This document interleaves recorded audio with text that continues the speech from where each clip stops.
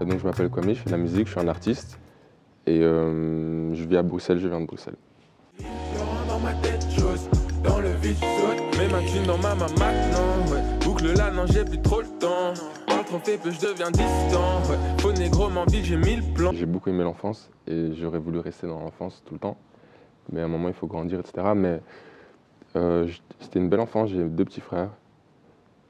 Et je me rappelle des parcs, des sorties, des voyages, de la télé, les films qu'on regardait, les émissions qu'on regardait. Et la musique aussi, beaucoup de musique à la maison. Si mon père est musicien, il est batteur dans un groupe de reggae et je l'accompagnais à ses festivals et tout avec ma mère. Et apparemment, quand j'étais petit, j'étais sur ses épaules et je tapais dans le rythme. Et j'avais genre 3 ans, je savais même pas parler. En fait, j'avais déjà le rythme avant de parler. Au début, c'était vraiment difficile pour moi parce que je savais pas où me placer. Et ça a créé une sorte de...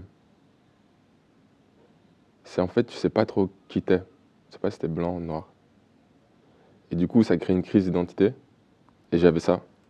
Maintenant, ça va beaucoup mieux. Je sais où me placer. Je me considère comme un être humain avant tout, qui a du sang noir et du sang blanc. Donc je me considère africain et européen. Mais je mets beaucoup plus en avant ma culture africaine parce que j'ai passé moins de temps en Afrique. J'ai grandi ici en Europe. Et aussi parce que je trouve que c'est important de mettre ça en avant avec ce qui s'est passé dans l'histoire, etc. L'histoire de l'Afrique. Mon père est congolais, le Congo, la Belgique. L'histoire entre la Belgique et le Congo, qui est une histoire compliquée. Et donc, ouais, c'est un truc qui m'a marqué. Enfin, le fait d'être métissé, mais en même temps, c'est une fierté aussi. Je suis hyper fier. Et je trouve que j'ai une sorte de rôle, peut-être pas un rôle, parce qu'un rôle, c'est des responsabilités, etc. Je trouve qu'on personne n'est obligé de rien, mais je me sens comme Bob Marley, en fait. Donc, j'étais à Saint-Luc, en artistique, et j'aime tout ce qui est créatif, je dessine aussi. Et le fait d'avoir fait du graphisme, ça m'a aidé aussi, les projets artistiques qu'on avait. Par exemple, je peux le retrouver dans ma musique, la façon dont je construis mes morceaux, comment je travaille. C'est lié à mes études, en fait. Le processus créatif. J'ai pas fait l'université, etc. Mais mon université, c'était ces voyages-là, en fait. C'était Londres et Montréal. C'était l'université de la vie.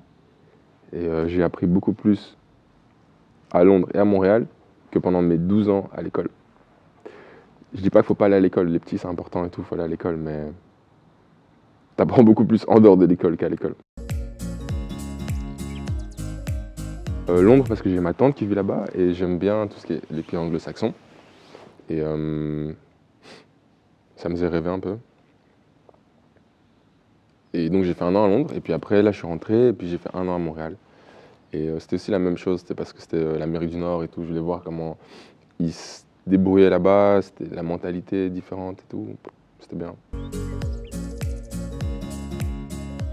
J'ai décidé à me lancer je sais pas, vers mes 16 ans, 17 ans, en m'inspirant des rappeurs américains comme 50 Cent, Kanye West. Ouais, c'était vers 16 ans en fait, 16-17 ans. Au début c'était compliqué, ils acceptaient pas trop, mon père, ma mère et tout, ils disaient non, il faut que tu fasses des études normales. Et au début j'étais solo, mais maintenant qu'ils voient que ça fonctionne et que je fais des concerts et tout, ils me soutiennent maintenant, 100%. On a tous des parcours atypiques. Mon deuxième frère, c'est un sportif, il est plus grand que moi, plus balèze que moi. Il a été sélectionné pour la NFL aux États-Unis, il a joué en Allemagne, il a joué au Canada. Donc il est sportif professionnel. Et mon autre frère, Abraham, le dernier, Komana, faut juste pas dire Abraham. En fait c'est Komana, sinon il va être fâché. Mais donc Komana, c'est un producteur, il est super bon. C'est mon petit frère et il m'accompagne aussi sur scène. Et lui, il fait de la prod. Nous 3, on est dans le truc créatif, on a tous arrêté les études, sauf mon petit frère Abraham, mais Komana, il est encore aux études. Ouais, on a un son qui sort là sur Deezer, sur la relève en fait. Chaque année, ils font la relève. Donc j'ai été sélectionné pour celle-ci et le son qui sortira, c'est avec lui. Feli, en fait, c'est le deuxième. Mais lui, il est sportif, donc il participe pas, mais on se soutient tous en fait, on est très soudés. On est super soudés.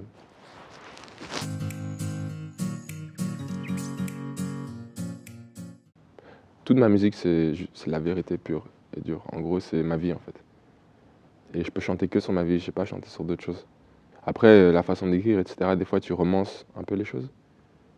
C'est un peu romancé, mais en soi, en vrai, ceux qui écoutent ma musique, eh ben, ils savent voir, en fait, ils savent rentrer dans ma vie, en fait, dans ma tête, à travers ma musique. C'est que là que je m'exprime vraiment. J'aime pas trop faire des interviews ou etc., tu vois.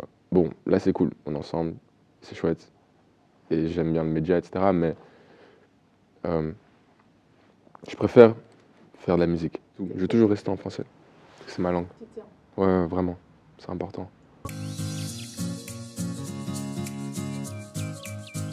Ça vient de symbolique. En gros, j'ai commencé mes dreadlocks au Canada, il me semble. Ou en rentrant du Canada, plutôt. En rentrant du Canada. Et j'ai commencé mes locks quand j'ai commencé sérieusement la musique. C'était il y a 2 ans, 3 ans. Et j'ai décidé de les couper quand je suis arrivé à un certain niveau dans ma carrière. Et je me suis dit aussi, ça commençait à devenir lourd sur ma tête. Et j'arrivais plus à les soigner et tout. Je les ai fait moi-même.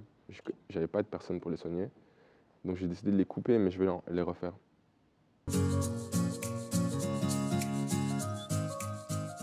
Petit à petit, mais oui, on avance. Doucement, mais sûrement, je construis ma chance. Je suis un sang, je me sens tellement différent. Je suis bien tout seul sans les gens. Les yeux s'illuminent quand j'ai le pied dans le piège. Personne m'élimine, j'ai gagné dans le ciel. Après, Colors, ben, ça m'a ouvert surtout au niveau international. Donc là, j'ai commencé, il y a des gens d'Australie qui m'ont envoyé des messages, des gens des États-Unis, des gens d'Asie, d'Afrique. Et c'est comme une sorte de, sur mon CV, c'est comme si j'avais un CV et puis bam, on met Colors. Donc en vrai c'est bien, c'est trop bien. Mais bon, c'est pas suffisant, c'est pas juste ça. Je suis content, mais c'est juste une sorte de, comme un trigger. Et c'est là que ça a commencé, et à partir de là, je suis devenu un peu plus pro en fait. Si ça fonctionne, ça va. Hein. Mais si ça fonctionne pas, c'est galère. Après, comme par exemple moi, la musique, j'aime beaucoup. Je suis passionné, donc je suis prêt à faire des sacrifices pour ça. Il y a des moments où j'avais pas d'argent. Il y a vraiment eu des moments difficiles, vraiment. C'est très chaud. Mais voilà, maintenant ça vient, donc c'est bien.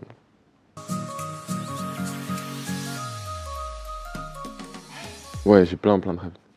Mais c'est sûr que d'office, j'aurai une tournée mondiale dans peu de temps, mais... Enfin, ouais, dans peu de temps. Mais un de mes rêves, rouler en Rolls. Ouais, c'est un de mes rêves.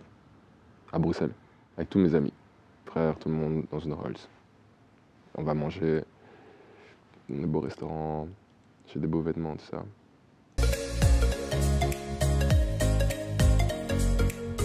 Donc c'est Moka Boka, donc en gros mon nom de famille c'est Manoka Boka. Je m'appelle Kwame Manoka Boka et Manoka en fait ça veut dire en Kikongo nuage de pluie. Je savais même pas et j'avais appelé mon projet Pas de pluie, pas de fleurs. Maintenant je m'appelle Manoka Boka, donc Boka, le nom Kikongo de mon père. Et en Kikongo ça veut dire celui qui dit les choses. En gros c'est Moka, réduction de Manoka, Boka, celui qui dit les choses. C'est moi en fait. En espagnol, ça veut dire la bouche aussi. Et je trouve que ça fait du sens parce qu'en gros, je dis des choses à travers ma musique. Donc c'est Moka, celui qui dit les choses. Donc ça, c'est la vraie définition de mon prénom. Merci à vous.